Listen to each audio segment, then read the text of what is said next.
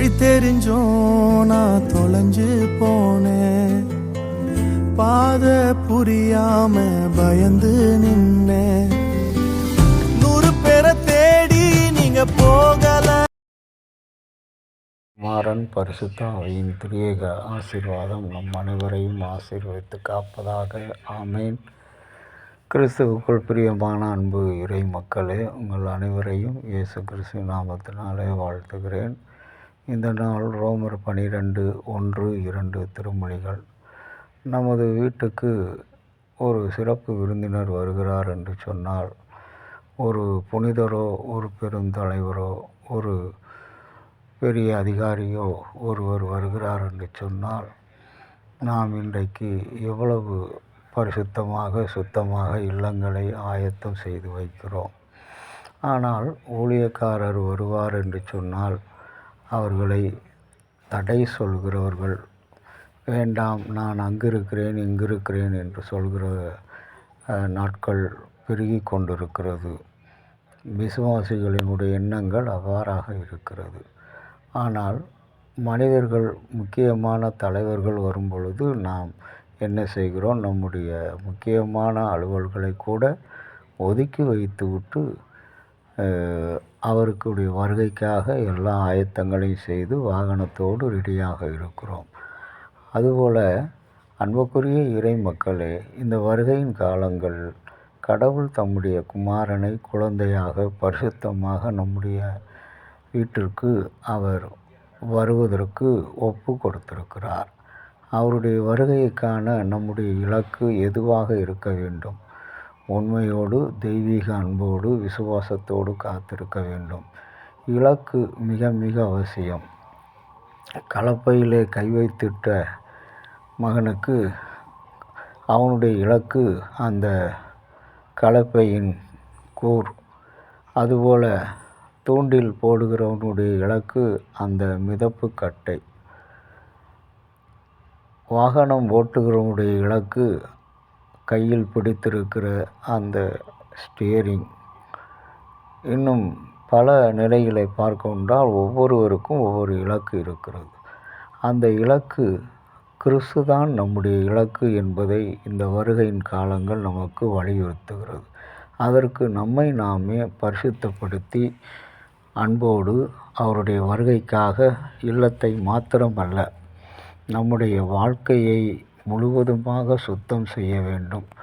நம்முடைய பிள்ளைகளோடு, குடும்பங்களோடு, இல்லங்களோடு, பணிகளோடு அனைத்தையும் நாம் ஆயத்தப்படுத்த வேண்டும். அதுதான் உண்மையான வருகையின் காலம். எப்பொழுதுமே அவருடைய வருகை இந்த டிசம்பர் மாதம் மட்டுமே நாம் ஆயத்தமாக கொண்டாடுகிறோம். அதற்கென்று எல்லா வேலைகளையும் ஒதுக்கி வைத்துவிட்டு பல பயிற்சிகளை மேற்கொள்கிறோம். ஆனால் அவருடைய வருகை தினந்தோறும் உரியது, தினந்தோறும் உள்ளது, தினந்தோறும் அவருடைய வருகை இருக்கிறது என்பதை நாம் மறந்தவர்களாக இருக்கிறோம். இன்றைக்கு திருச்சபை நம்மை அழைப்பது, இந்த வருகையின் காலங்கள் நினைவுக்குரிய காரியம். அவருடைய வருகை குழந்தையாக வந்தார், இன்று அரசனாக 2ஆம் வருகையிலே வரப்போகிறார். அந்த அரசனாக வருபவனுக்கு, உலக அரசனுக்கு கொடுக்கிற முக்கியத்துவத்தை ஊழியக்காரருக்கோ, அரசனுடைய பிரதிநிதியாக வருகிற ஊழியக்காரருக்கு கொடுப்பதில்லை. அரசனாக வருகிற இயேசுவுக்கு இடம் கொடுப்பதில்லை. ஆகவே இன்றைக்கு இந்த வருகையின் காலங்கள் உன்னிலே என்னிலே ஒரு பெரிய மனமாற்றத்தை கொடுத்து முழுமையாக நாம் வருகின்ற அரசர் குழந்தை இயேசுவை நம்முடைய உள்ளத்தில் மாத்திரமல்ல, நம்முடைய இல்லத்திலும் குடும்பமாக ஏற்று கொண்டாடி மகிழ்வோம். அது மாத்திரமல்ல, இல்லாதவர்களுக்கு நல்ல செயல்களை செய்வதன் மூலமாக அவருடைய வருகையை நினைவுபடுத்த அழைக்கப்படுகிறோம். இல்லாத ஏழை எளிய மக்களுக்கு உதவி செய்வதன் மூலம் கிறிஸ்துவின் வருகையின் நற்செயல்களை நாம் நினைக்க அழைக்கப்படுகிறோம்.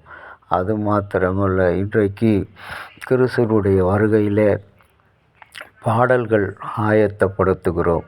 பல்வேறு விதமான பாடல்கள் நாம் கற்ற அறிவை வைத்து நம்முடைய கிறிஸ்து வருகையின் பாடல்களை ஆயத்தம் செய்கிறோம். பாடுவோம், ஆனால் மறக்கிறோம். பாடுகிறோம், ஆனால் கிறிஸ்துவை கொண்டாட மறக்கிறோம். இதுதான் இயல்பு.